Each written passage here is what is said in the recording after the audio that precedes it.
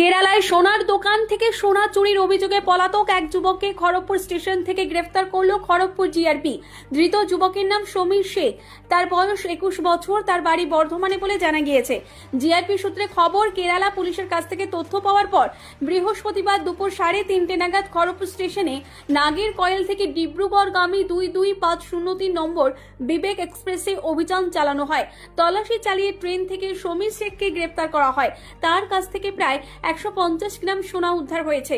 সমীর কেরালার একটি সোনা দোকানে কর্মরত ছিল। অভিযোগ, সেই দোকান থেকেই সোনা চুরি করে সে পালিয়ে আসে। এরপর দোকানের মালিক কেরালা পুলিশের কাছে অভিযোগ দায়ের করেন। অভিযোগের ভিত্তিতে সমীরের গতিবিধির উপর নজরদারি শুরু করে কেরালা পুলিশ। সমীর ট্রেনে করে অন্যত্র পালিয়ে যাওয়ার খবর পাওয়ার পর কেরালা পুলিশের পক্ষ থেকে খড়গপুর জিআরপিকে তার গতিবিধি সম্পর্কে জানানো হয়। সেই তথ্যের ভিত্তিতেই খড়গপুর স্টেশনে বিবেক এক্সপ্রেসে অভিযান চালিয়ে তাকে গ্রেফতার করে জিআরপি। গ্রেফতারের পর উদ্ধার হওয়া 150 গ্রাম সোনা সহ সমীর শেখকে কেরালা পুলিশের হাতে তুলে দেওয়া হয়। কেরালায় সোনার দোকান থেকে সোনা চুরির অভিযোগে পলাতক এক যুবককে খড়গপুর স্টেশন থেকে গ্রেফতার করল খড়গপুর জিআরপি। ধৃত যুবকের নাম সমীর শেখ।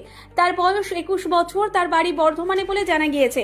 জিআরপি সূত্রে খবর, কেরালা পুলিশের কাছ থেকে তথ্য পাওয়ার পর বৃহস্পতিবার দুপুর 3:30 নাগাদ খড়গপুর স্টেশনে নাগের কয়েল থেকে ডিব্রুগড়গামী 22503 নম্বর বিবেক এক্সপ্রেসে অভিযান চালানো হয়।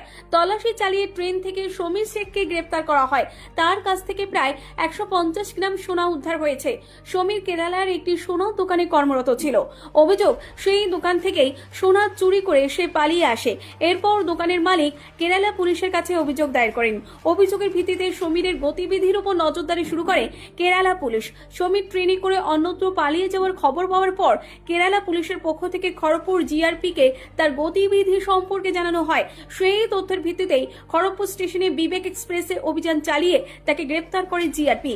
গ্রেফতারের পর উদ্ধার হওয়া 150 গ্রাম সোনা সহ সমীর শেখকে কেরালা পুলিশের হাতে তুলে দেওয়া হয়।